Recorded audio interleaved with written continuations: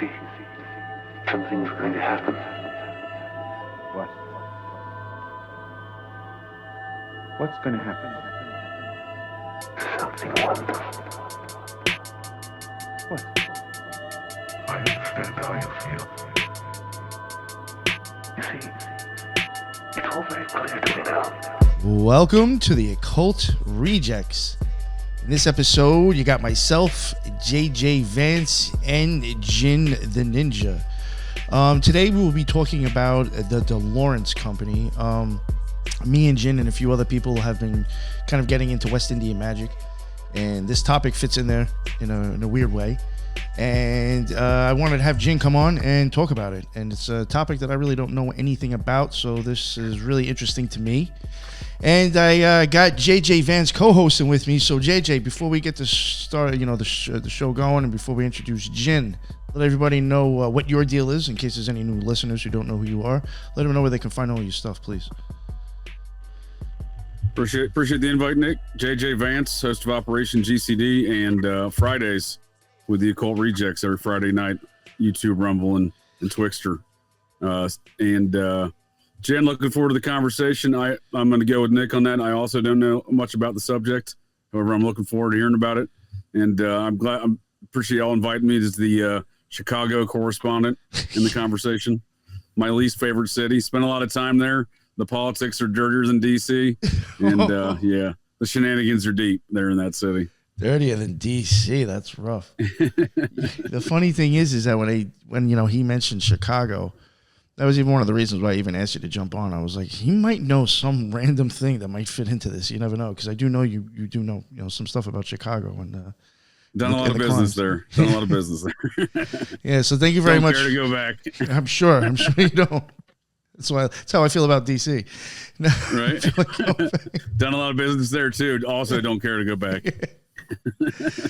But thank you very much for jumping on, especially on such a short notice. I appreciate it, man. Now looking forward to it. Yes, and finally to the main event, the main guest, Jin the Ninja. I'm sure everybody already knows who he is, but in case you are a new listener and you're not sure, Jin, please let everybody know what your deal is and let them know where they can find your amazing work as well, sir.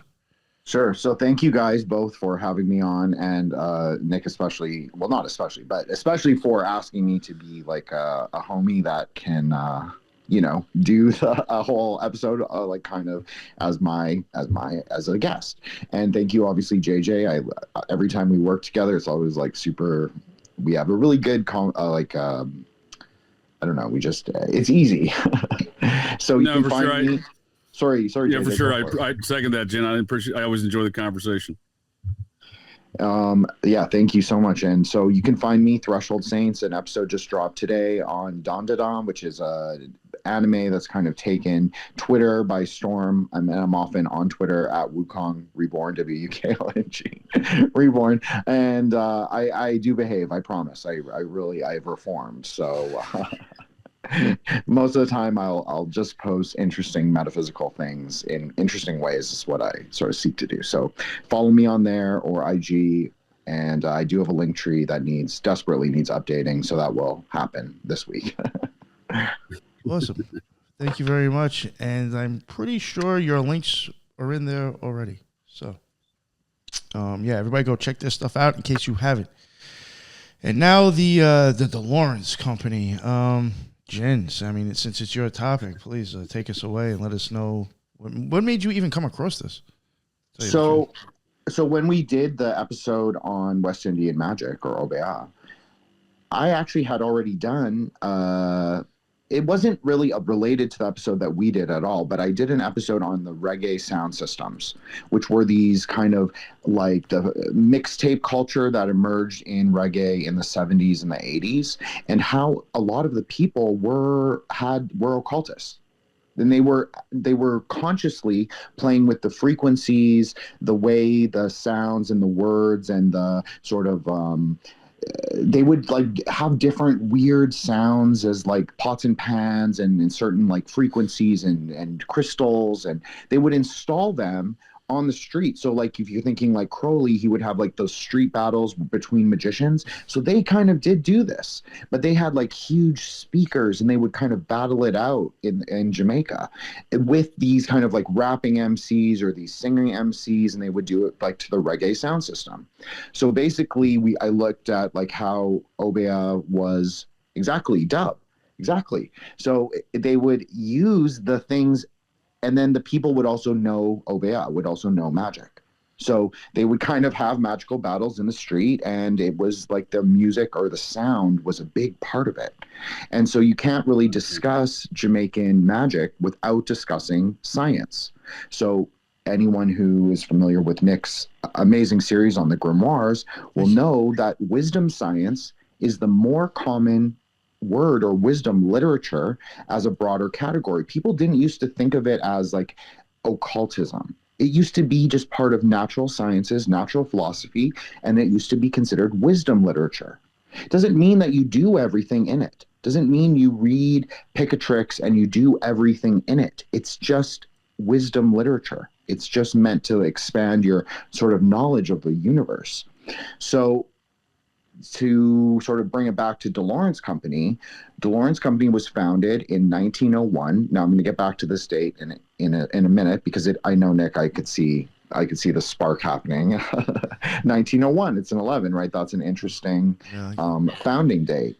But so it was founded by W.L. DeLaurance, or L.W., excuse me, L.W. DeLaurance, who was a German American, and he was an occultist. He was a serious occultist. He was involved in multiple like fraternal orders and like probably all the, a lot of the, I'm sure JJ will have something to say about this, but in that time of Chicago, it was like an Art Deco kind of like, or a little bit pre-Art Deco paradise, kind of a gangster's paradise as well.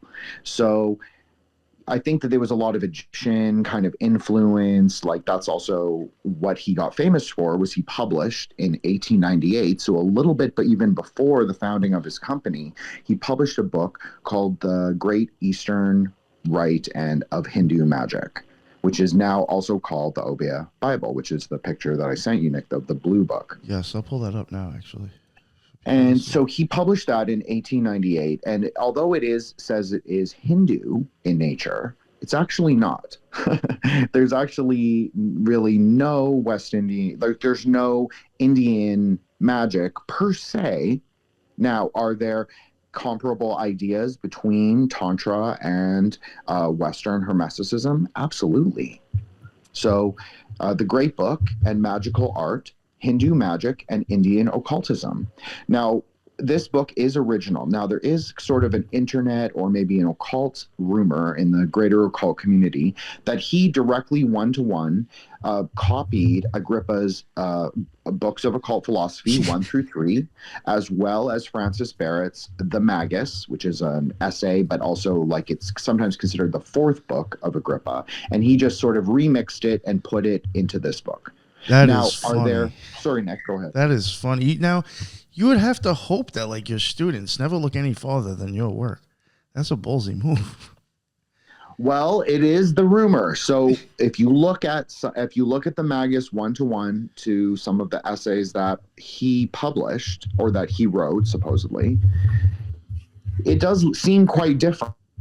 Now, are there ideas and certain like the sort of like, okay, so in the Magus, they talk about the mage as the person who walks out into the crossroads, like specifically calls it like the 4 quadrants of the world, and they themselves are the 5th pillar or the middle pillar.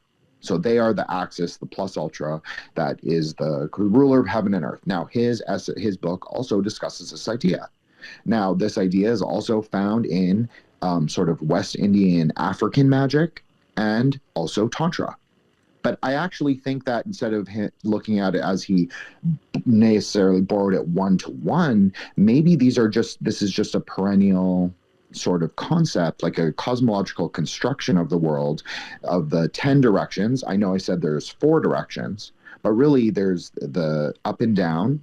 So that's 2 directions right there. But then you also have the, northwest, northeast, southeast, and southwest. So that's really 10 directions. So you have this kind of cosmological idea that kind of resonates throughout culture, throughout the world. Kind of, it's not fixed in time. It's not fixed in space. It kind of just transcends that. So this is a picture of him. You can see he was said to be like high-ranking. I don't know. He said he was like the Brotherhood of Luxor or something like that. Like it's all like Luxor. Egyptian shit that I don't know about. Yeah, that's what he said. But all of these guys. So there's this idea of the snake oil salesman, which I know JJ will have something to say too about. I think partly it's like a mythology that's built around them much later on. I think in their time, they actually were looked at like great occultists, which I'll get into later, because definitely people in Jamaica really feared him and thought of him, interestingly, as their guru. Did he make any claims of being, has he ever been to Egypt, supposedly? So I don't remember if he specifically claimed to have been to Egypt, but he specifically claimed that he was visited by a secret chief. He was a high-ranking order in the American Catholic Church, which sounds like, oh, American Catholic Church, that sounds like really normy. But it was a spiritualist church. It's a church of the archangels, really, to receive direct revelation from the 4 archangels and from Mary, or from God. So it's interesting how the reason why I asked is because Dwight York, I know how I think made claims of going to Egypt and had some he just referred back to Egyptian stuff too, and he was like a snake oil salesman, I think. So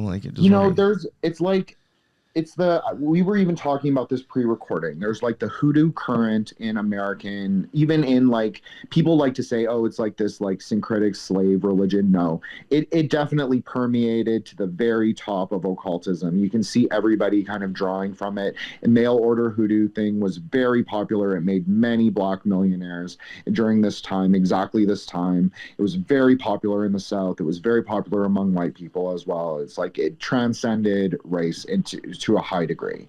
Yo, I don't know why it is, but even when I was in the magical community, kind of when I was active in the OTO and other things, people that made money selling stuff like that, the Hoodoo and Voodoo shit sold like crazy. Yes. It's a $1 billion industry. Tons. I mean, you can go on Etsy or eBay and find the silliest spells done through Hoodoo and Voodoo.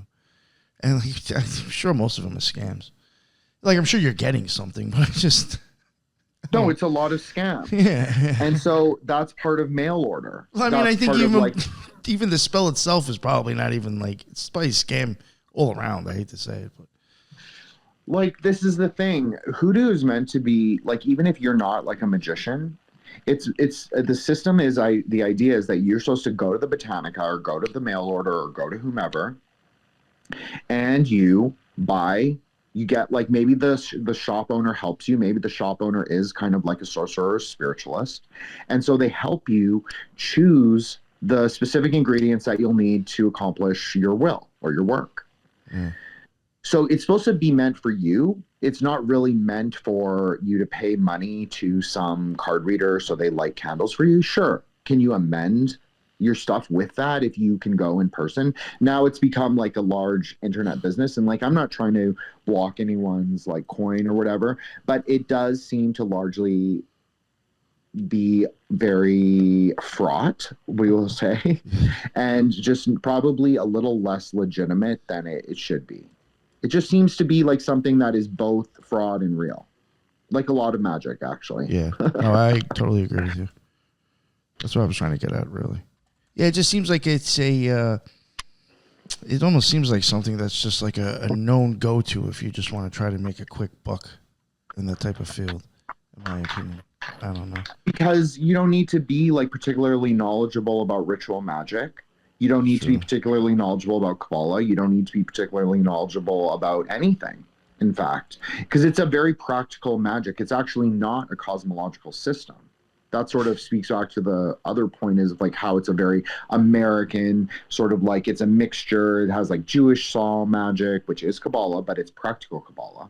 And then it has like books like this that we're looking at right now, and it has obviously colors and herbs and roots and like little tricks to like do things like to employ the little packets that you can make, or the like little curses that you can do. But it's not a sophisticated, broader system that really looks like asks big questions of the world. So it's perfect for anyone who already has a working system to then sort of like learn about and then be like, oh, I'm going to apply these more higher order kind of concepts to it, and we'll really like, yeah, we'll see what we can do with it.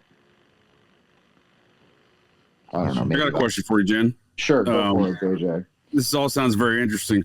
How was this marketed? Was this kind of an offshoot of that America? I was listening to y'all when I was clearing off my Starlink from the snowdrift. It sounds like this American Catholic Church that old boy was a part of. Was this like some sort of offshoot of that, or was this marketed through that? Like why were folks drawn to this mail order magic system? Well, he had infamy as an occultist for writing this book initially. So that was sort of his claim to fame.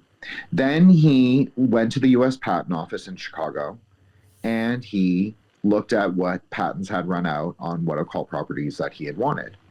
And so he saw that there was a huge, as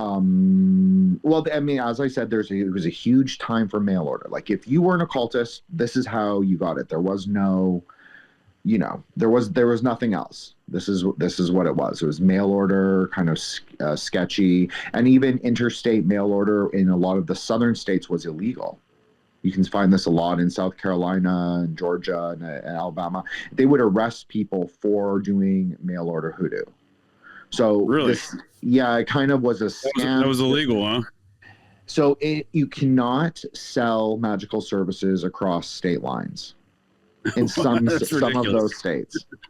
It's very weird. And so even if you were caught sending specific roots like ginseng grows in the South, or like, but they use that a lot in hoodoo, right? Or like a John root, a high John root. If you were sending those, you could be accused of practicing crossing state lines with magic. So that's kind of how the sheriffs would do it. So it is interesting in the Jamaican context, just looking, because I mentioned this name the last time when we were with our guest, is that Duddy Bookman was actually Jamaican, but he was actually originally from Trinidad, but his parents were both Jamaican. So his dad was a Jamaican, like mestizo, kind of like half black, half British kind of guy, who was like high class. And then his mom was half indigenous, half African. Well, not African, but she was like from Jamaica or from Trinidad. And that's who sort of initiated the slave riots. So you have to sort of like look at that, when that was. Okay, that's in the very, very late 1790s. I think if we're looking at it from like a broad history of like Caribbean magic, I think it's unquestionable that they were getting a hold of some of these French grimoires, like the 6th and 7th Book of Moses, like, not Long Lost Friend, because that would have been in Dutch and German. But that was actually being translated into English at the same time and was a hugely popular book. It sold millions and millions of copies in America. And so he also jumped on that bandwagon where he was like, we are going to start printing what is John George Homan. So it's called Powwow, the Long Lost Friend. So this is considered to be a book of Dutch powwow magic. I was going to say music, but it's not really music, it's magic. But it was not called powwow originally. It was actually just called Dutch Secrets of Dutch Magic. So they also used the Book of Moses.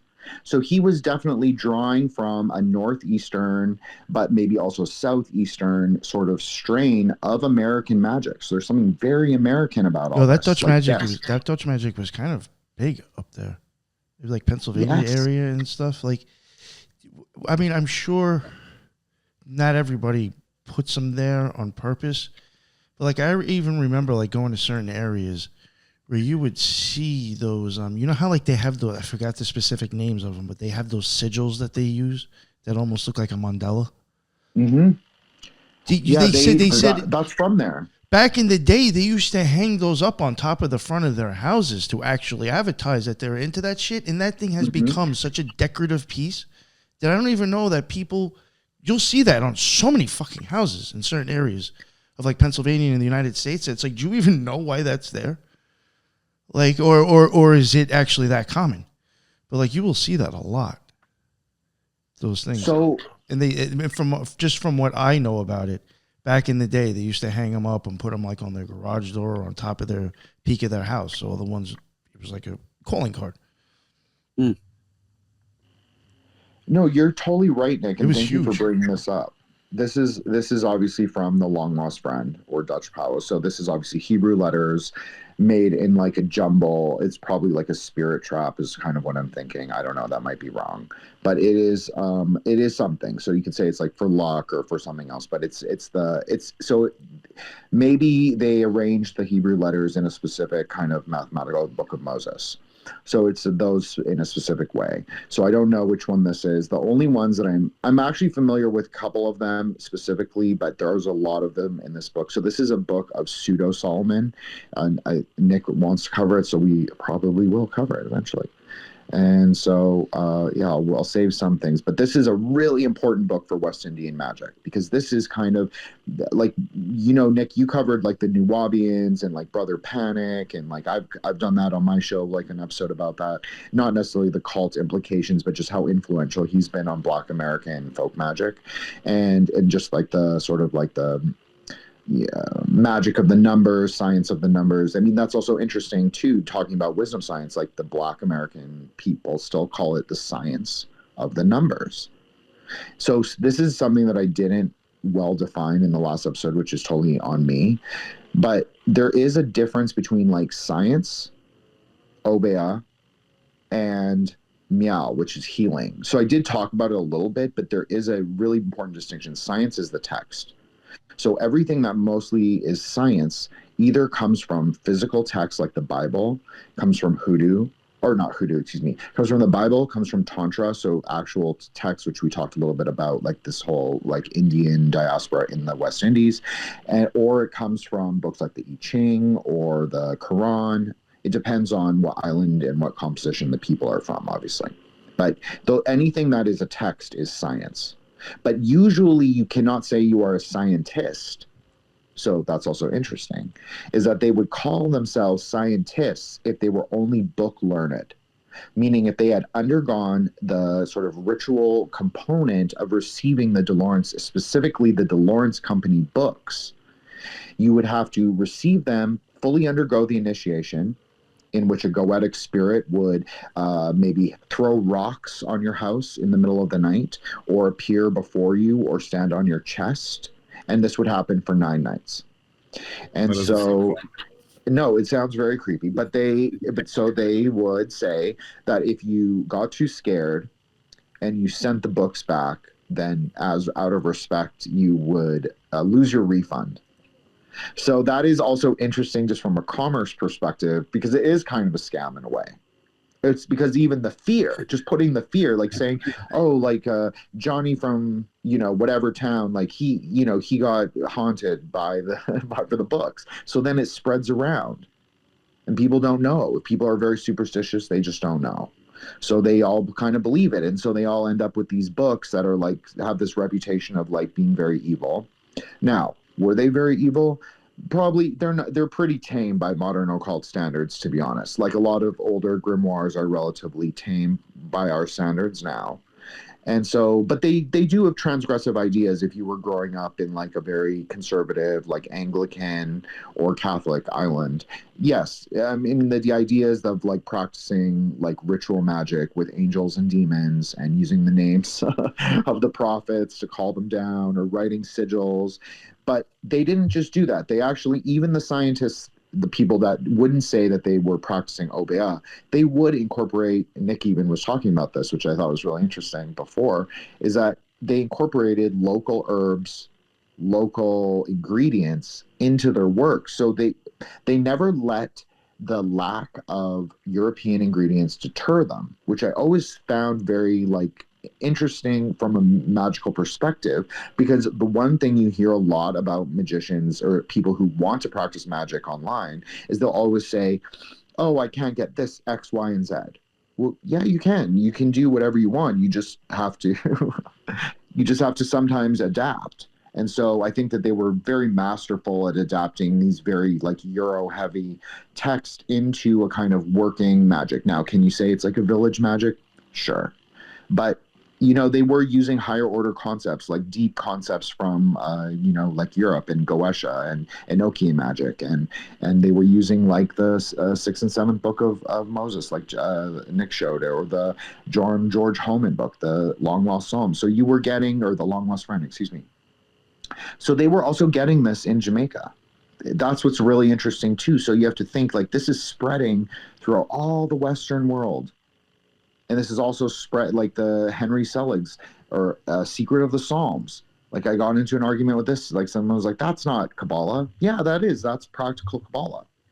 Like the recitation of Psalms. And each Psalm is actually related to a Sephirah.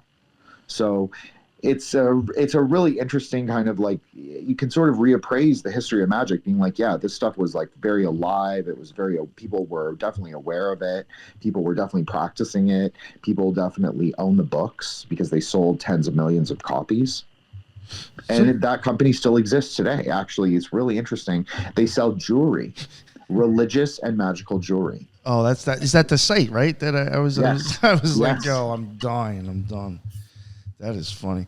I'm going to pull that up in a second. Something I just wanted to add real quick there, Jin, is that even stuff with like him pulling from the Book of Moses 6 and 7, to me, shows where his influence is. That's because that's used heavily within ceremonial magic, especially people that like I knew that were big into. This is like hard to explain, and I can't remember the exact, I guess, style of magic that would be considered. I don't know if it would be theurgical, but. People who not necessarily used the Goetia, but used the angels and worked with the angels and maybe slightly kind of used the Goetia here and there, would be into the books of Moses, the books of Solomon. Another thing too, I don't think most people realize that the Goetia is like the 4th or 5th book of a series, and there's like three books about angels prior to that one with demons, but we don't know about those. Mm-hmm. There's already a bunch of books that you're supposed to read about angels prior to even getting to that book, actually. Yeah. And a lot of it is all this style of art and symbolism. And I would even start saying a little bit of Enochian maybe influence with that style of stuff that, to me, I would just think if he was into the Book of Moses 6 and 7, this guy was into ceremonial magic. He wasn't. Oh, yeah, he definitely was. And to even answer what JJ said before about the American Catholic Church, like they were a black spiritual brotherhood. Probably some kind of black Masonic offshoot. They were definitely related to the spiritualist movement of the time, which obviously included people from various magical societies as well as the Theosophy Society. So we're definitely talking about someone who was moving in those occult circles, particularly in Chicago at the turn of the century. Yeah, I was actually going to ask you about the Theosophical Society. What kind of crossovers there? Because their big headquarters is in Chicago.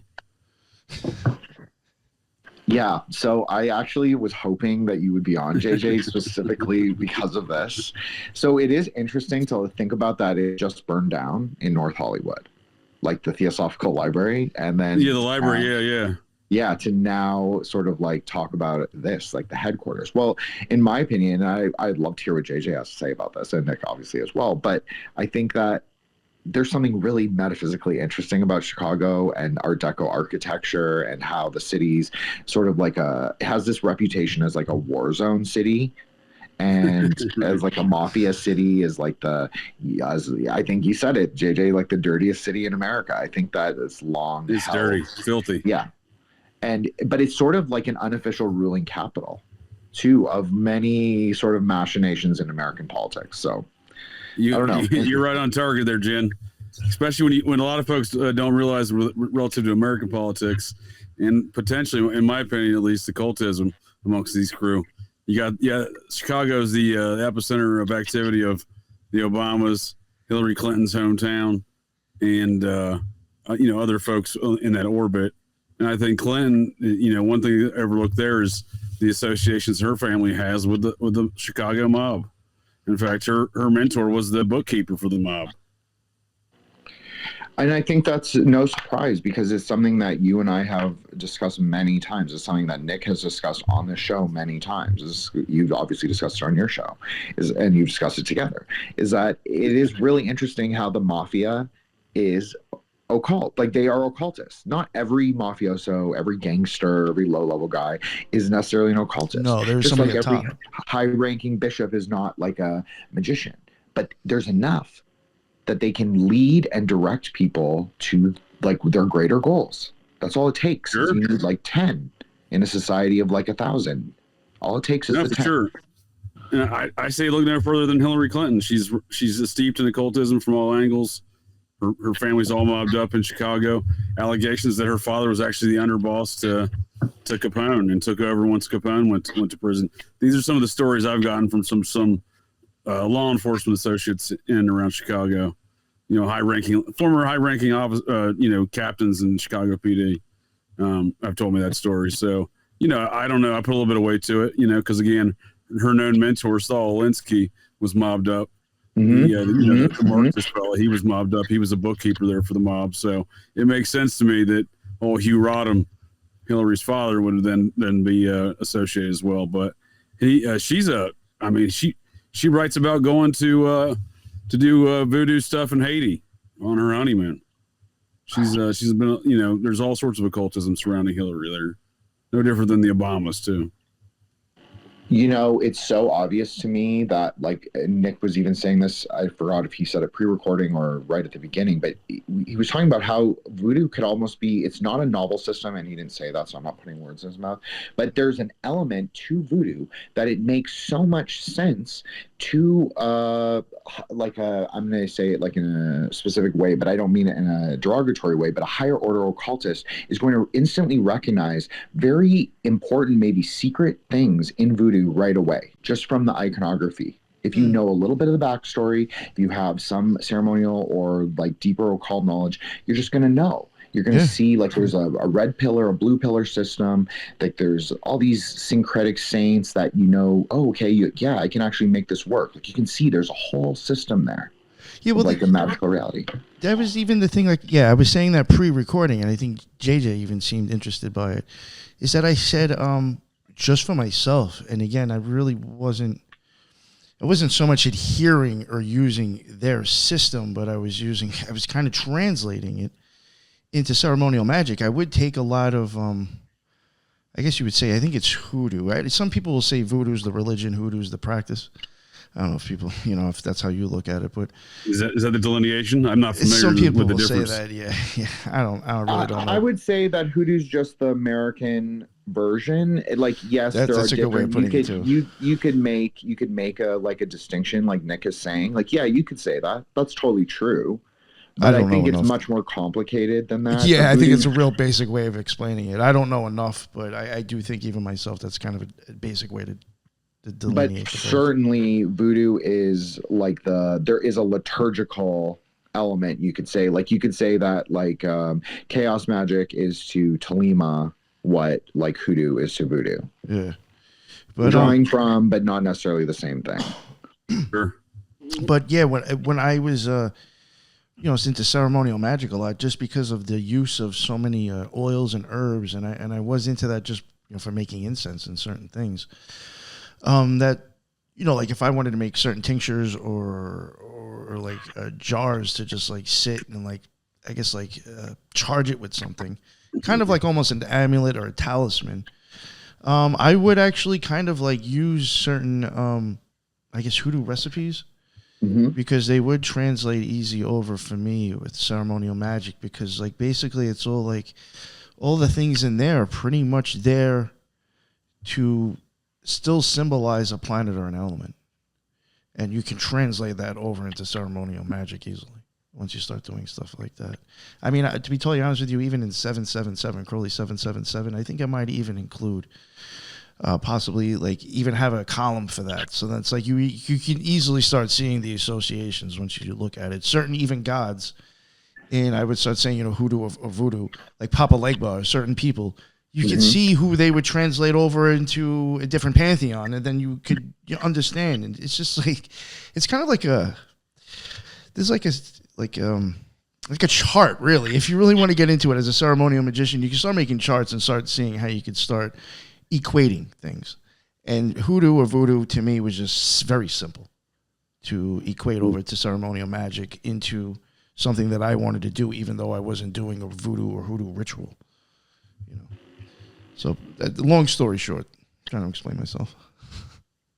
That was a great story, Nick. I totally agree, like 100%. Like I'm not necessarily like, I'm not a ceremonial magician. I'd never pretend to be. I'd never say I was, but I definitely played a lot with magic. Like it was definitely like a prime focus of my life for many years. So I would say that like, yes, I have the parallel experience of like translating voodoo, which I never was, into sort of like we'll call it a pseudo Catholic sort of sinister left-hand path Catholicism frame that I was trying to like see if I could synthesize at that time. And so it made a lot of sense to draw from hoodoo, especially, or not hoodoo, excuse me, voodoo, because there's a huge West Indian population in Toronto. Super easy to go to a Botanica, get what you need. And the iconography made a lot of sense to me. Instantly, I could see, okay, there's a relationship between this idea, this planet, this angel, this thing, and the colors were very clear. It's not convoluted at all. It's almost like you're looking at the same system, just like slightly modified to fit the existing culture. And I think Nick's also speaking to that experience. So I think that a chaos magician, kind of like reconstructionist, or a ceremonial magician can actually understand a lot of what's going on there just from having some basic knowledge on the occult. In my opinion, if you're a ceremonial magician who even entertains herbs and oils, at some point you're going to start looking at hoodoo recipes because you're just going to get bored. Because that's all the same shit. It's a bunch of herbs and oils and crap. So I'll say this, and maybe it'll be a little controversial, but that's okay. Is that I actually prefer a lot of the hoodoo recipes for like doing that kind of like maybe low magic or that like. Oh yeah, totally. Yeah, I think it's superior in some ways. Yeah, I would agree with that. And I think that it's more potent, and I also think that the jars, that's something that hoodoo gets really right, is like that's what I was talking about, like jars, or they call it roots. Yeah. Yeah, the jars like souring or honey jars, I think those are like a great. I'm not telling people to do sour jars on people, don't do that, but I'm saying that it is like it's a good low magic tool if you want to learn something. No, that's actually a really good way to put it. Low magic tool. Very well said. I mean, that's what it is. Yeah, I'm not saying it like a mean way, but no. Not even in the mean way. I know exactly what you mean. High magic and low magic. That's very very easy. A lot of people who would normally use that would not be setting up an altar and doing banishing rituals just to entertain a bottle. You know what I'm saying? Like, yeah, 100. No, Nick's totally right. And like, because like you don't need to invoke a spirit for those. You don't need to like know any special. There's no like special magic. You follow the thing. You recite the psalm. You shake it on the appropriate planetary hour. Like, that's it. So, like that's a practical magic tool, like, just like Nick said, like that you can use. It doesn't require anything. Well, you know what the problem is that that's how at least it's presented as. Well, of course you can make it really like amazing, and you can like seal it with planetary metals and yeah. I'll put it this way: people who are actually really practitioners of that stuff will actually probably make a big deal out of it. Oh yeah, 100%. But it's easily sellable, as you don't have to do anything with this stuff except for just mix it and say blah blah blah blah blah blah. I mean, no, you're totally right. It's just like let's be honest. I think that's kind of like the psyop within hoodoo. Oh yeah, it is. It's definitely like it goes with that new thought, that kind of manifestation thing. There is something true about that. Grand Rising, I'm manifesting today. That's all I gotta say. And I'm doing Something kind great. of bullshit about that like whole thing. It's like, yeah, you do co-create your reality, but like maybe it's not like maybe that kind of like weird consciousness that they tell people, like that very Tiferatic kind of like I'm the savior of like the world's like thing. Like I don't know if that's that useful, is what I'm saying. So yeah, I agree with that. Is like just because you can like maybe influence someone to give you a phone call, like that's not that Oh no, that's that's not that big of a basic black deal. magic right there. Yeah. That's not impressive. You're saying that's not very impressive? No, not at all. No. You could just be a manipulative motherfucker and get somebody to Yeah, call you. Right. Yeah, like you can do the same thing with magic that you can do with words. If you can do that, then that's not that. You could text impressive. somebody hi and make them call you. That's right. Sure. It's not that. I mean, come on. No, and the reason I'm even cracking up so much is because like it's kind of funny what you're saying, Jimmy. Because I remember when I was very like active, kind of within the community, it was just there was a lot of silliness that kind of went around this type of stuff. And Unfortunately, I think that's part of it. I think that's part of why his whole reputation was as like a snake oil salesman or a con man, and why he even has that reputation for stealing the magus, is because he did take all of these things into like these things that were in public domain, and he put them in popular culture, and he was obviously making a ton of money doing it. Maybe he was like a mob. Like I think what JJ said actually goes along with like the story of him and what occultism in Chicago at that time was, which was a center of American occultism. Everybody, like, I'm not putting down New York. Nick's on the stream, so obviously it's a show. But I'm not in New York anymore. but I think Chicago. You could argue that there were two main capitals of occultism in America, at least at this exact moment. And one of them would have definitely been Chicago. I would argue that was probably true. Yeah, I think it still is, right? I mean, you got there's a large theosophical center there. You got the Baha'i faith headquarters there. That's you interesting. got. Oh, they're a super interesting bunch, aren't they? It's like this.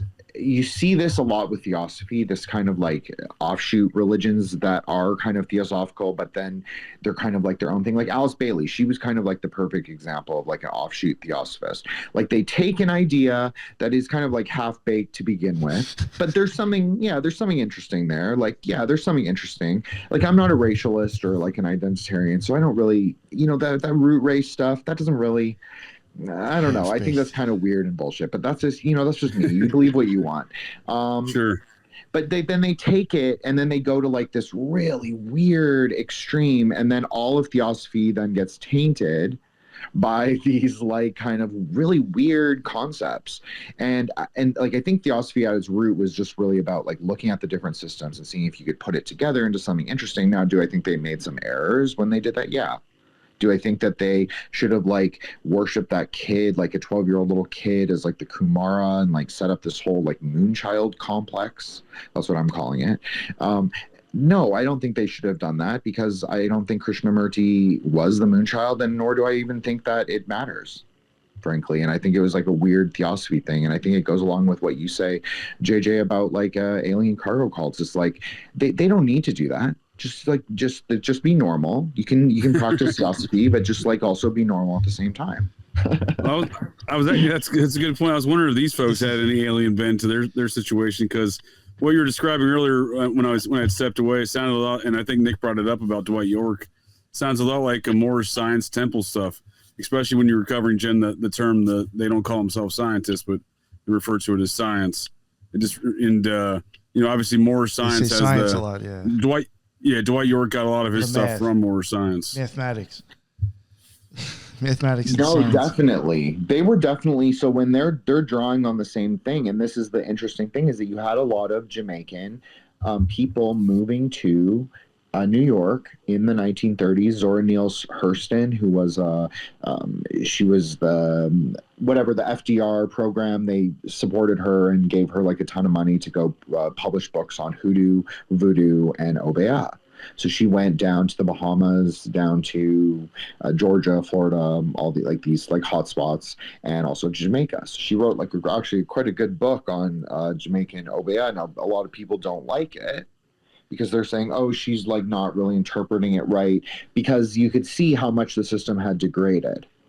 So I think there's also something interesting with that, where it's like, you can see how these sort of like ideas, they start off really like maybe they're like very African, they're very like temple, they're very like music, drums, like they're doing like a whole ritual. But then when she's writing about it in like the 30s, it's turned into like a very like this lone magician on the mountainside in Jamaica, and he's like doing like the I forgot what it's called, the exercises of Loyola, Saint Loyola of Ignatius. Like they're doing these like really tough spiritual exercises. They're doing like crazy sort of fasting. And so that's really what it turns into, is that it wasn't really like wasn't the same kind of magic that we're talking about with the Laurence Company. So I think that also answers your question, is like, were they alien religion worshippers? I think by this point you could say that their highest order thinking was that there were angels that they were invoking directly into themselves to then give gospel to the dirty masses, basically. And so the American Catholic Church, there's some discrepancy of whether it exists or doesn't exist anymore. Now it seems to exist in a fashion, in a sort of like a Black charismatic West Coast context. So I think this also goes along with what you were saying about like Brother Panic, because we know that there was just like so much discrepancy and overlap between like the West Coast gangs and the East Coast gangs. And some like they were drawing from, like, one is clearly more Islamic, and one is clearly more drawing from this like drugstore hoodoo Jewish tradition, like the Kabbalah stuff. You can see that there's like a more Islamic oriented one with the numbers, because they use the Arabic numbers. So when they're saying like different things, like if I look at it, and even Nick looks at it, maybe Nick is because he's more experienced and a little older than me, he just knows, like he can look at them and be like, okay, this is from Islamic magic. Whereas me, when I look at it, my only reference is like Tantra or Kabbalah. So I might not actually even know what they're talking about a lot of the time, and I don't. So there's like a clear delineation where I can see they're talking about Arabic numerals and like the Arabic sort of understanding, which is quite different. And that, or when they're talking about the Hebrew sort of wisdom or the Hebrew science behind the numbers, like I can tell which one they're talking about. I'm sorry. That's interesting. So what do you mean they don't, that no one knows if the American Catholic Church still exists? Did they go defunct at some specific time, or is this another myth of another cult formerly existing, like the Process Church disbanded in 1970 style myth? Okay, so this is really interesting, because where did this church? They didn't sign their confederation documents. I'm not using the right word. I apologize. They did not sign that original document in New Orleans, but their dissolution was supposedly in New Orleans. So when I read that, I instantly thought of you, JJ, because I was like, nice. this is like Process Church, like 100%. Yeah, it's international waters down there in Louisiana. I'm telling you, they got those Napoleonic laws. For some reason, folks feel like they can. There's some sort of attraction with these cults, it seems, to incorporate down there, because there's a number of other cults that have done that there and around New Orleans. You know, there's this idea on Canadian parapolitical Twitter, then I'm going to bring it back to New Orleans, but there's an idea on Canadian parapolitical Twitter that Canada was actually supposed to be incorporated into the Louisiana Purchase. So if you kind of understand our very specific, very like, we'll call it lumberjack conspiratard sort of ideas, there is no actual proper confederation documents, because the British sort of said, oh, they're in these treaties, the numbered treaties, and then these wampum belts. So we don't actually have like a tangible set of confederation documents. They're kind of these different pieces of it exist all over. So the Louisiana Purchase would have been our confederation document, at least for the Canada that existed, French Canada, at that time. So it is kind of interesting, because now that Trump's saying that we're the 51st state, I'm just saying it would kind of be the manifest destiny of French Canada in many ways to sort of return to the U.S. It's an interesting idea. I like it. But sorry, JJ, go ahead. But it's gonna get wild from here, whatever goes on, right? I mean, I'm like, I think it's cool. I'm going with it. We're just riding with it right now. And Right. it's, we're just like, it's an incredible time to be alive. It's exciting. It's kind of nerve wracking, but like, I don't really let it affect me. I'm like, yeah, there's, the conservative Canadian Twitter is so embarrassing. They just like it's Okay. like boomer tier, like Facebook, like they just don't really know what's going on.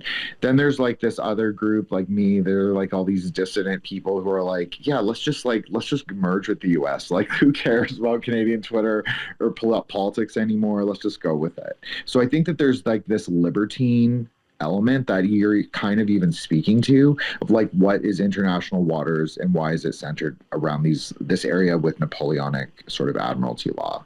Yeah, there's something to it. And I think that there is something like even to go back to like the French stuff. Like we know even in the Caribbean, there's this huge division between like the French islands, the Spanish islands, and the English islands, and there's almost like a racism between them. Right. So I think that it even speaks to like this kind of thing, like what are we watching play out? Like a lot of this is like old. It's like we've seen this already play out. And I think that's actually part of what the DeLaurance Company sort of like did is they were to spread a certain kind of European thinking of like more, or we're saying American, more of like maybe the American brand of occultism. That's what they were supposed to spread to the English-speaking islands, because it is really interesting that in 1901, so the date of this company's founding, there was a bill passed in Jamaica's parliament called the Anti-Obeah legislation, which made it a crime to actually possess any book that was published by the DeLaurance Publishing Company. So it's really interesting that like the date coincides. So they're clearly what we could even be looking at, JJ. I'm just going to go there, Nick, because you brought JJ on, so just going to go full conspiracy. I like it. I think that we're looking at like American occultists are trying to spread American occult ideas, like what their frame of the occult is, which is like in a curation of these books and like the Obeah Bible and all of these things. But I think even in the sort of naming of them, like even calling it the Obeah Bible, they know they're going to speak to a West Indian audience with that. But they're also going to speak to like an American audience who's hungry for those West Indian ideas, because there is like a large part of the occult community who loves we'll call it exotic magic system. There just is. Sure. I'm like that too. I think everybody has like their thing where they're like, yeah, sometimes it's really interesting to look at what these other people are doing or this other thing. Or maybe that's like we would say in Buddhism, that's like your dharma. That's what like you see those crazy images, and that's what gives you understanding. Yeah, I mean, it makes a lot of sense to me, especially when I'm looking at all this Egyptian iconography, because, growing up Mormon, obviously that was something Joseph Smith incorporated into his system of ceremonial magic, the Mormon system there. And so I think that's one thing that would attract a lot of folks when the missionaries are going out, all this the Egyptian iconography speaks to folks, at least on a subconscious level. Maybe that's just my perception of it, because growing up Mormon, I remember looking at, I have to carry my books every Sunday to church and whatever other days of the week I'm going there. But in one of the books, not just the Book of Mormon, there's a number of volumes that comprise your scriptures. I believe it was the Pearl of Great Price. And it's got like, I don't know, pages of Egyptian, nonsense going on in there, which I don't remember I'm not even sure it tells you what it is, to be quite honest with you. I just remember as a kid, I'm like, well, this is cool. I'm just going to scroll through these pages for a while. Okay, sorry, JJ. I just want to jump in. Nick, do you want to say anything about the image? Because there's something interesting. I think you see it too. Oh no, I'm like laughing at just my opinion. Listen, just people listening and watching. You ever come across a website that has some shit like cleanse yourself and your environment and protect yourself and your loved ones and manifest love, success, and prosperity? They're selling you bullshit. Is that the secret? Yeah, it's a scam. So please, if anybody ever comes across a site that starts pitching you shit like that, just X out of it. I do think it's interesting they're using a seal of Moses, so that key thing is like a symbol. Oh, is it? Yeah, that one right there. That's one of the 7 seals. I don't Oh, remember which interesting. one it is because I don't have the like I know the Solomonic seals. Like if you ask me like which one does what, I could tell you. The seals of these ones I don't know from heart, but I have a general feel for some of them. But this is definitely one. And then I think that one thing that Nick was saying that's true is like, yeah, it's a scam because like what does that even mean? Like cleanse your space, protect your loved ones, invoke fortune. Like that could mean like 50 things to like 50 different people. That's like the most a specific advice you could ever give. But I think that there's something interesting because it ties in with DeLaurance. He maybe ghost wrote some of the American New Thought books. So this is interesting because we know that there was some kind of competing CIA MI6 publishing, and people will be like, "Oh, those are just the same thing," but actually, this is like like JJ can tell you, this is the pre-war or the post-war kind of like the guys who were like company men who weren't necessarily like out to destroy the world, whatever that even was. I think they were actually like looking like we're just furthering American interests. So the idea was like we're going to put out like an American sort of new thought system that's going to counter this kind of like the MI6s and JJ and Nick have both discussed this extensively. Is that they get very fixated on transgressive magic. I'm not saying the CIA didn't have many programs that they clearly were as well, but I think if we're looking at like the broader scope of Western magic, I think that MI6 has clearly gone down darker roads for much longer and more of them. I'm not justifying anything. I'm not saying anything is good. I think that, even from Kali Kola, from like Kali Tantra, I think it's very obvious that there were people learning the highest level of Kali Tantra during like the British rule of India. And I think that was also true for the Caribbean. And I think that's also true for what the DeLaurance Company was doing and why they got outlawed. Because you even see a difference. Like a lot of the French islands do not even know of the 6th and 7th book of Moses.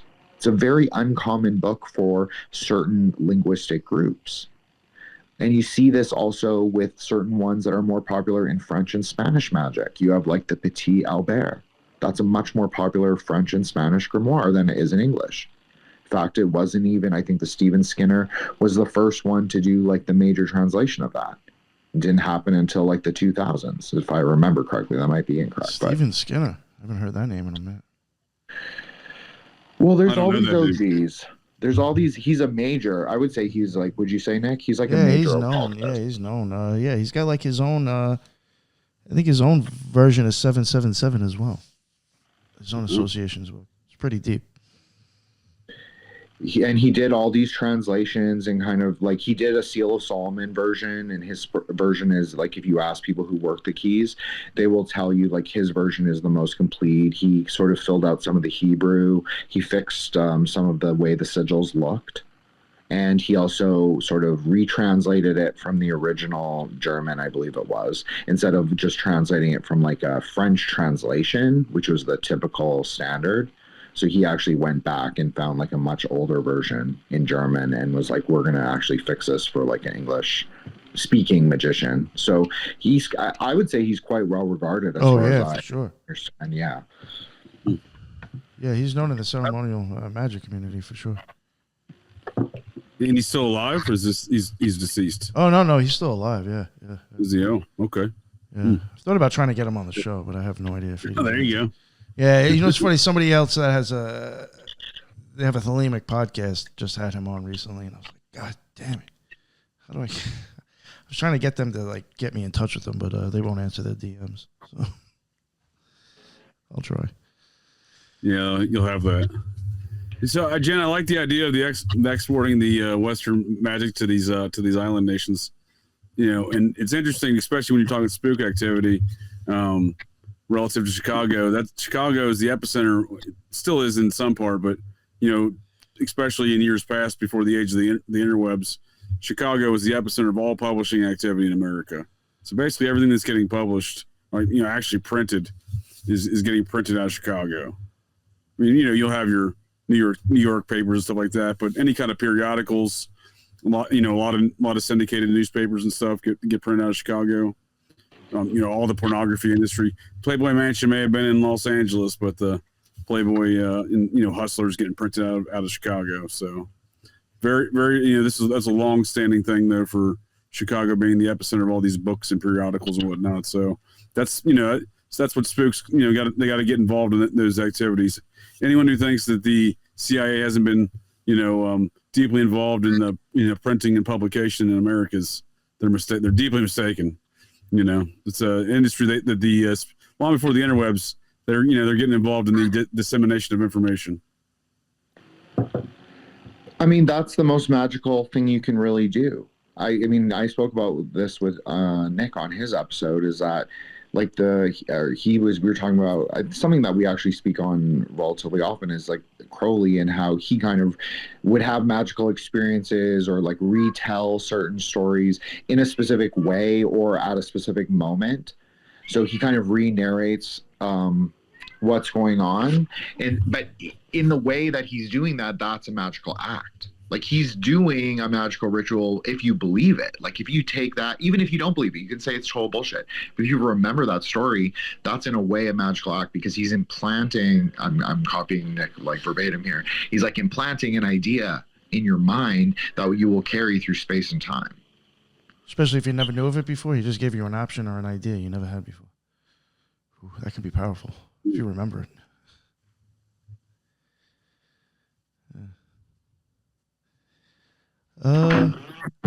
Jen, there was something I was going to ask. Oh, do you think there's anything specific? Because there was some people asking in the chat. Well, the key you did say you thought was that's from the Book of Moses, right? You said one of those? Oh, yeah, it's definitely from the Book of Moses. I could actually even figure out which one very easily. I just have to look at my copy. And then the stuff in the background, do you think any of that hieroglyphics or these whatever engravings, do you think any of them are specific for something? I'm sure that I was wondering the same. Yeah, right. Well, I mean, even the color, like the black and the yellow, is very, like, I would say it's like very Jinn of the sun. Not my name, but like a Jinn with a D. It's very Jinn of the sun, but you could also say it's very Dana. Yeah, there's something that's solar, but also fixed in place. Like something that's really holding it there, crystallized, you could even say. I think that the background is really interesting just because, like, the Egyptian stuff doesn't, for whatever reason, it has no effect on me. I never remember it. I've listened to, like, Nick and Robbie discuss it a million times, literally the same episodes 10 or 15 times. I could not tell you the stories over again. Yeah. For whatever reason, they just don't stay with me. So I don't know them, but I'm sure that they are metaphysically significant. And I also wanted to shout out Chad. He did ask, like, the use of herbs in science or Obeah. So they do have a really interesting doctrine of signature system, is what they would call it.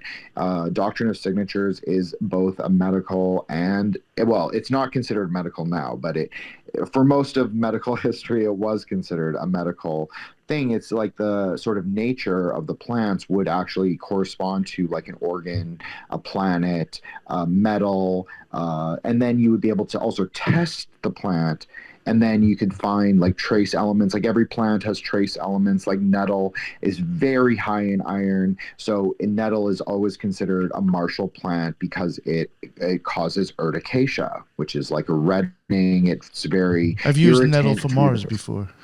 Yeah.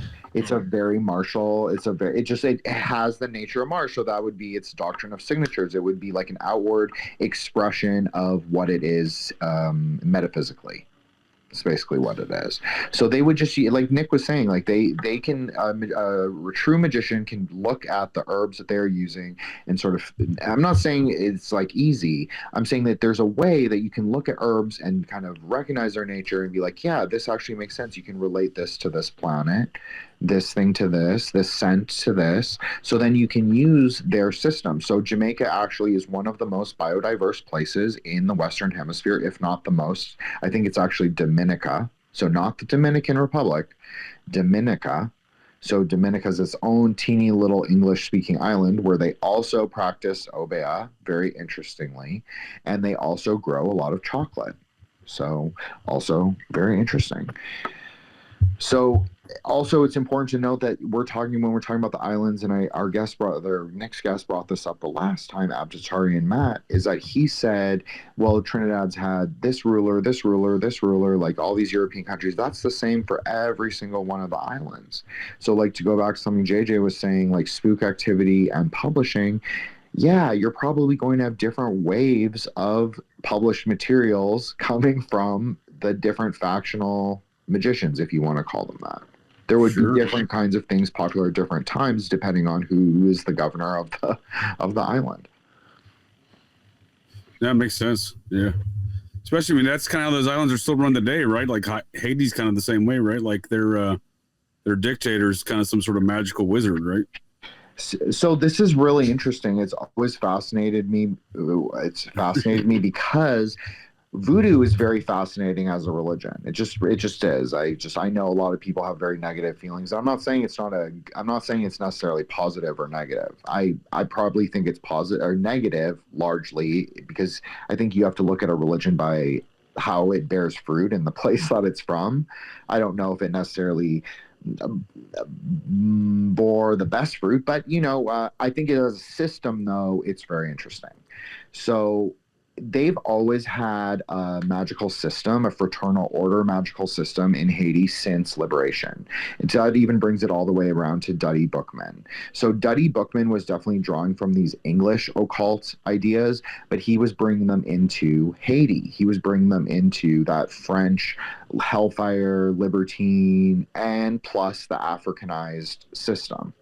So that's what's really interesting is right in the earliest days of the Haitian Republic, you have this synthesis, this kind of merger of different magical systems. And then after the supposed liberation of Haiti, they actually had no French-born priests for 200 years. So Haiti trained all its own priests in a Masonic system, specifically Masonic. And even the name of the school was called École Masonique or something like that. So is voodoo and masonry kind of mashed together? Was that what we're talking? Yeah. In Haiti, I would absolutely argue that the both of them are intermingled to a high degree. Now, are they is it like Black Lodge masonry? Okay, sure. Like, I wouldn't be able to tell you what the specificity of it, but is it mixed in? Yeah.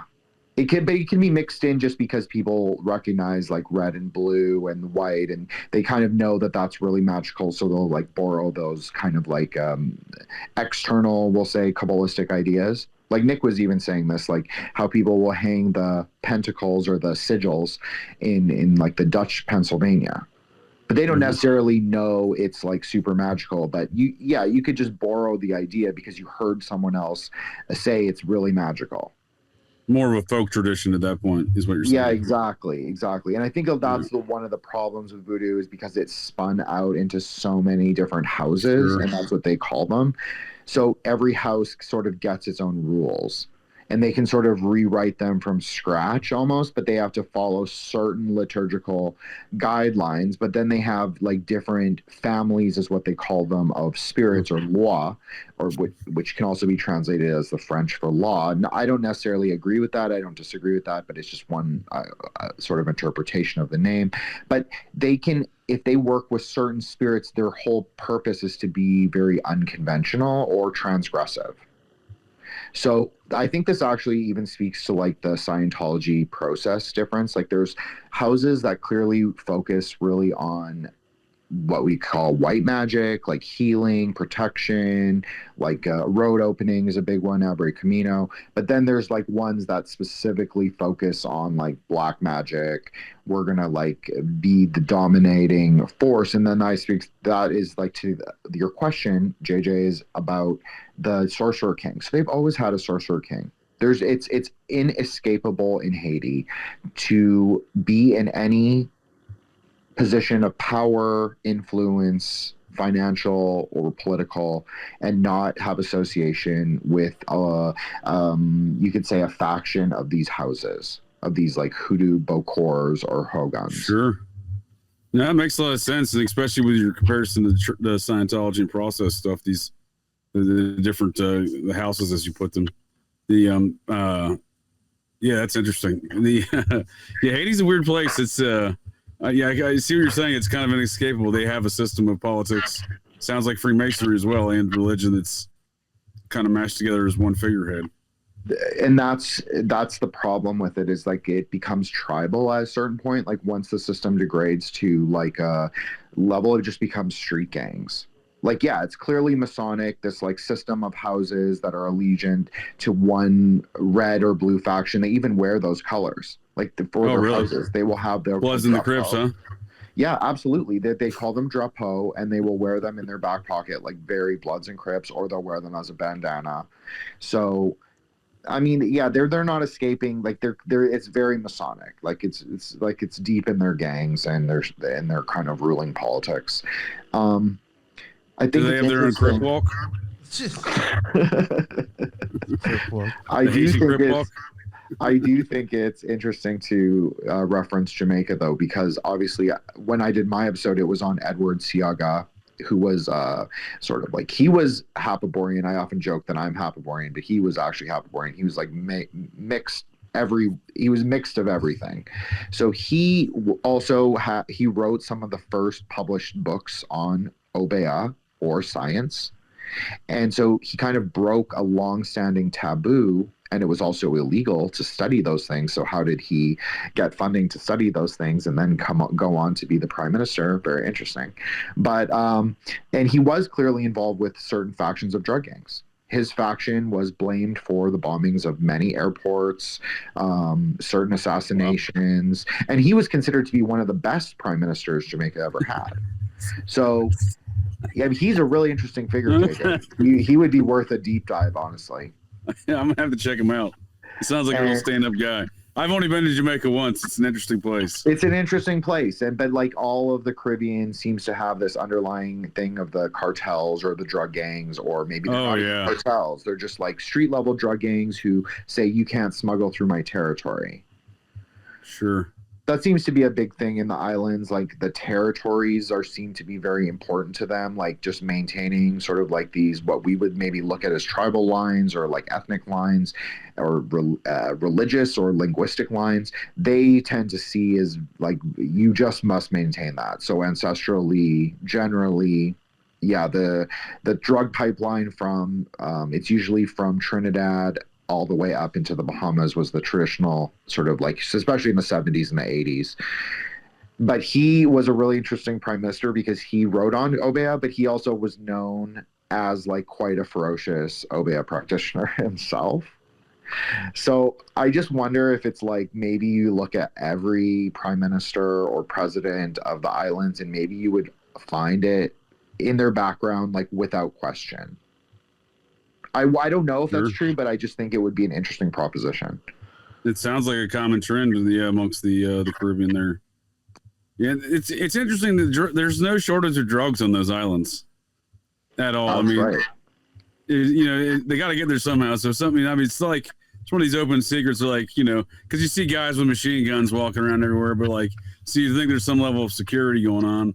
I mean, it's just these are just fiefdoms. They're operating big drug trafficking fiefdoms. Because I remember going to Jamaica. I had a fellow, I was walking around town. This dude was following me around for like an hour trying to sell me coke. I'm like, look, dude, I didn't want coke an hour ago. I don't want coke now. You know what I mean? Go find somebody else to sell your coke to. Yo, I will say, my experience, I've been to Jamaica twice. Both times, I've never been so fucking harassed for drugs before. I was like, right? That's what I'm saying. Holy shit. Yo, Lee, can I just go on vacation? Yeah, right. Fucking alone. Yo, that shit was annoying. Even at the resort that I was at. I was like, yo, are the lifeguards here to actually save someone's life, or are they here to sell drugs? I was like, I was getting asked by like fucking almost everybody that worked at the place too. I was like, Jesus, no. I don't want to buy your garbage. I brought my own, thanks. I brought my own vape, but I'm good, thanks. That was definitely my experience there. Yeah. I'll stick with that and the endless alcohol. That's here for free. Yeah. Even the idea of alcohol, that even has a very magical origin story, especially if we're looking at Jamaican rum, because sugar rum is one of, like, if we're looking at Tantra, and there is a large Indian population, as we discussed in the last episode. It's a large Indian population, so the idea of using alcohol or what it would be ritually transmuted into, which is Quran, is like that is the tantric procedure. It's like the transmutation between alcohol into spirit. So it's making it ritually palpable for the spirits or the deity. Really, it's for the higher deity. But that has always had a very magical association. Obviously, people are very familiar with Florida water and what's the other one, Nick? I'm forgetting. I apologize. There's the two that are very famous, but there's actually an Obeah water, which is made from, it's not water. Are you talking about Florida water?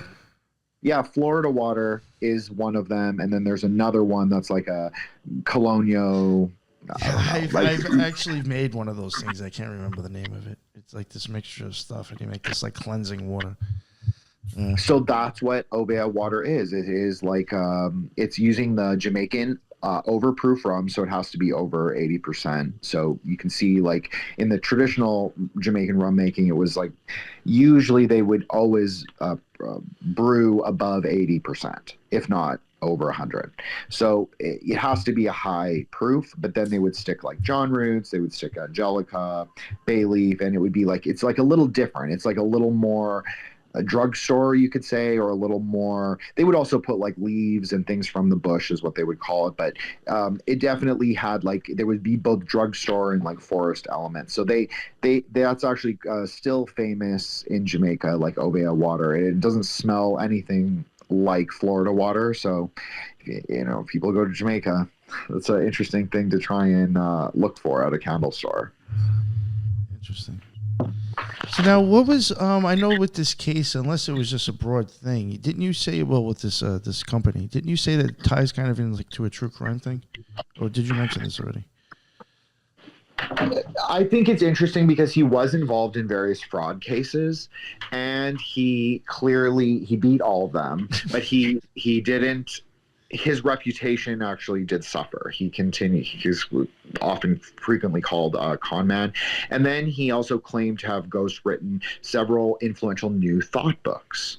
So exactly like we were talking about, like how there's this long-standing relationship between spiritualism, Hoodoo, the New Church movement, which would include the American Catholic Church. And so he was a big influence privately behind the scenes in New Thought, which is basically, if you will it, it will come. So he supposedly ghost wrote one of the more popular New Thought books at the time. I'm forgetting the name. I apologize. I'll look it up for the next time. But yeah, so he definitely was connected, I think, as JJ would agree with. He seemed to have ability to maneuver around high-powered, and sometimes, obviously in the sense of Jamaica, it was illegal to own his book. So how was he getting it through customs? How was he able to deliver into like remote farmlands in Jamaica? Like, you know, it's kind of interesting. What you're saying is he had that Jeffrey Epstein riz. He's skirting some federal charges every decade or so, you know. Largest Ponzi scheme in American history at the time, Epstein walks. You know what I mean? He walks again on some of the big child deadly charges in Florida history. Walks again, basically. Spends 13 months in a wing of the jail that he built himself, and slept there on the weekends. Just checked in. So yeah, this guy definitely has that kind of impression. He's just skirting charges like without issue, especially if it's so outlawed. That's it makes you wonder, right?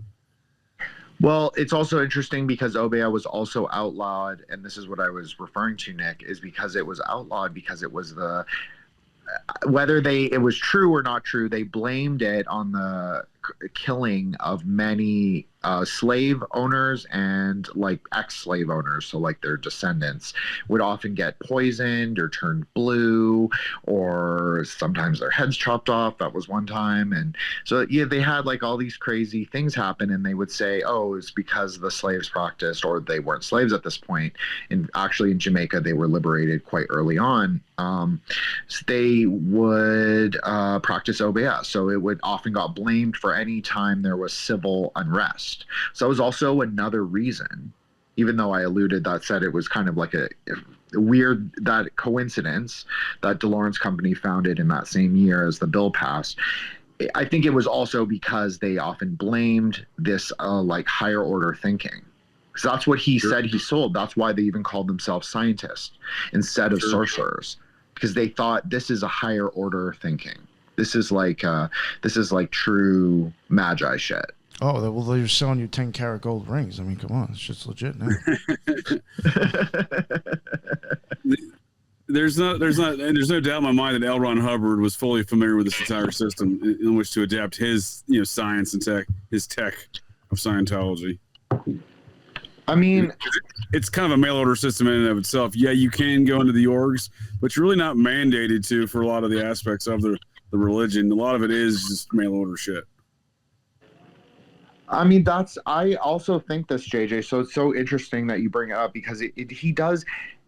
I don't like his stuff. I think his stuff is like dumb. I don't want to believe. I'm not a Scientologist. I'll never be a Scientologist. I don't really like him, but whatever. If it works for people, that's totally fine. But he clearly was very tuned into this American occultism as it historically was and how it was in his contemporary time. Because he seems to be, I'm not saying he's a master synthesist. I don't think anyone would ever compliment him so much as that. But I do think that he was able to bring it into something interesting. Like he was like, okay, I'm going to like incorporate this little piece of thing and this little thing. And then it also was like, well, he thought of himself as very cutting edge. But then you can also think of it like, it wasn't that he was cutting edge, it's that the agencies were like actually sending out the material right around the time that he that sort of bolstered his case. So it was cutting edge in a way because it was manufactured. Makes sense. I mean, he definitely thought very highly of himself, so he thought he was cutting edge. Absolutely. Yeah, he definitely thought he was cutting edge. Yeah. Something I wanted to. Is there anything else that you wanted to add, Jin? We didn't really talk about Secrets of the Psalms, but that's okay. Did you want me to discuss more of 6th and 7th book, or we're good for it's this up to one? you. No, it's up to you. What do you think fits so far? I think it was good. I think it gave everyone a taste. Like those are the main 3 books. They're a very specific part of a more Jewish Kabbalistic magic. They're not as Islamic coded as maybe some of the other grimoires that were also popular at the time. And Jamaica actually did have a specific contingent of Islamic kind of Obeah men from Mali. So they were one of the islands that got people from Mali, which is relatively rare. So they did have initially a tradition of making leather and metal charms with surahs, which are the Islamic version of Psalms. Basically, they're each one is assigned a specific metaphysical property. So you write it and then roll it up and then put it into a little like a bullet case or a container or metallic, and then you tie it to leather. So but that actually died out. So I don't know how influential. I've only seen it in archaeology, like journals, like discussions of it. So I don't really know how much that preserved. But it is an interesting idea that you could say probably percolated through at least how they make charms. Oh, one thing I wanted to mention before we wrap up, which is kind of why I asked Jin.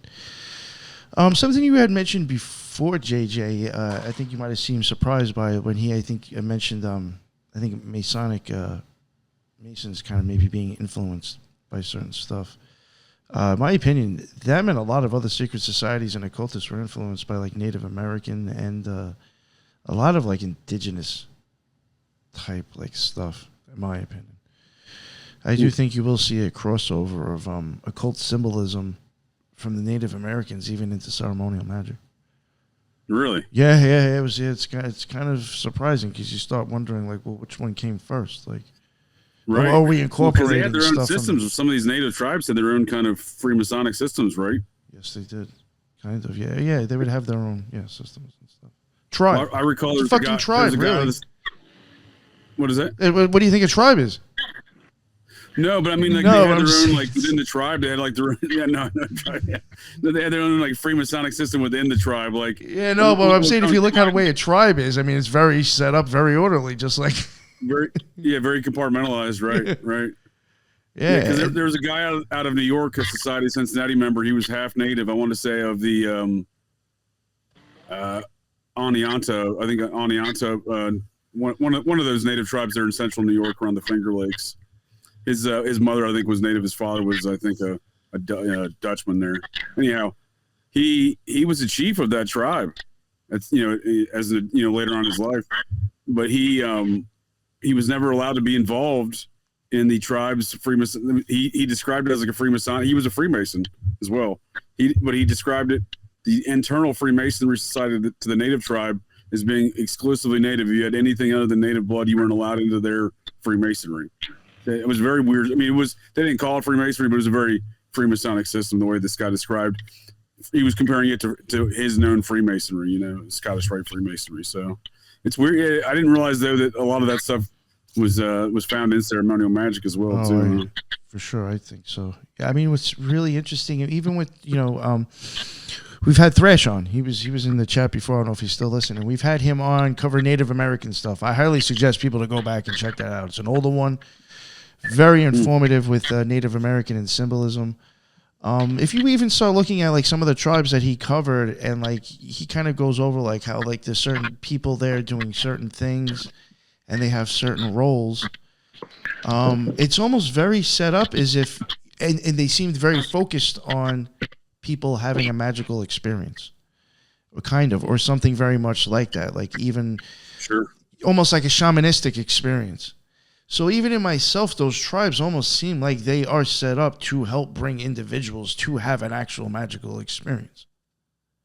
Because you're having people there that have gone through this before, they're doing all this ritual work, they're trying to help other people have their own experience. To me, I really honestly think they're very much like a secret order in their own self. Mm-hmm. And it's going by ancestry.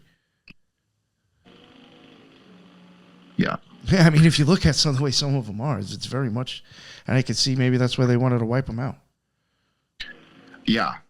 I think that Nick just hit it. Like, that's the whole thing. It was original Freemasons versus like maybe upstarts. And that actually could be an underlying secret basis, you could say, for a lot of conflicts. Because the meta Weewins and JJ and I have discussed this a little bit before, but the secret, that's what we would call it in Cree, because I live in Canada, most Indigenous people here are Cree, so we all know some words.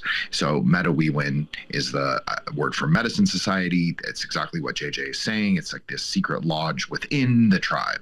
So you could say the tribe is like the inner religion already, because there are so many high barriers to entry into a tribe, right? But then the medicine society is like the ultimate barrier. And I'm so glad you brought up the Thrash episodes, because I was actually going to say that too, Nick, is that check those out, and Thrash was really great. So those were actually very eye-opening to me, how much of occultism was in that, and how much there was overplayed in stuff that I've seen. The symbolism and the colors used is just ridiculous. I was like, wow. Yeah, that put me down like a rabbit hole after he came on for a little bit. I was just like, damn, this is some interesting shit here. Yeah, like you'll even see there's books. I think Denning and Phillips or something like that. I could be wrong. People that have these books that have like this certain 8-pointed star, but it's like very weirdly done. And it's like, yo, that's like the same thing that I saw in something Thrash showed on the show. Like the same symbol from some tribe that I think was on the medicine wheel. These occultists are throwing up on the front of their magical book. Interesting. Yeah, I was like, what the fuck? Obviously, there's crossover here. Yeah, I mean, it certainly implies some sort of similar origin, right? Mm-hmm. I mean, the Navajo use the swastika. I know Thrash and Nick covered this, and JJ and I have discussed this, and just like there's so much overlap. I mean, the ideas clockwise and counterclockwise medicine, like sorcery and white magic, and like these like secret societies battling it out, and these like this richer cosmology than just is like presented as native cosmology. There's like a whole secret cosmology even beneath that, and what's really going on in the nature of reality. And like that, some tribes like the, you know, like the Mohawks, and Jefferson wrote very fondly about them, and they're kind of like they had like a pre-democratic system or a pre-republican system, depending on how you view it. And so he was very inspired by them, and even in Canada, they hold one of our Confederation documents as one of their treaties. So you can see, and their commercial success, I think, tribally building a casino and all of that. But I think you can see that they clearly belong to some kind of system that was able to, you know, propel them to greater heights of success financially, at least. And so, but to bring it back to DeLaurance, just for before Nick closes out, it goes along perfectly with this, because he was actually credited with this popularization of the Indian Hoodoo saint. So he brought the idea of the Indian spirit guide into popular consciousness by rebranding the long lost friend into powwow. So he added that language later on. So because he was also interested in this idea of Indian spirit guides, which, if you've practiced American magic in any sort of like capacity, like a Afrosyncretic magic or drugstore magic, or just like read any spiritualist book or a lot of theosophical texts that are specifically American, they always talk about like Indian spirit guides. There are specific ones. Father Blackhawk is by far the most popular, and he, especially in America, obviously like the South America and Central America, they're very popular as well, but they have different names for them. But the one that's really popular in America is Father Blackhawk, who comes from Wisconsin.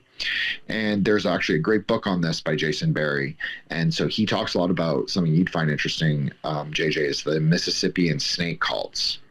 And so how there was like a snake cult among both tribal and white like French Scottish settlers in the turn of the century around some like Mississippian area of a river. Sure. Well, yeah, a lot of snake mounts to that region. So I think that there is, like, this speaks to Nick's greater point. Like, there is a lot. I think this is a very understudied subject. I think there's a lot of like Native Americana in occultism.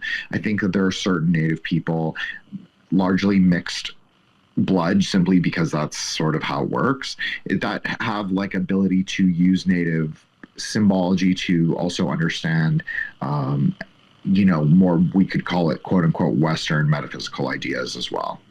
But I think it takes a little more acumen, because I think those symbols are less accessible, whereas we, you know, like people have hacked magic kind of in a way, you could say. Like, you just have to put in the work, but a lot of people could do it.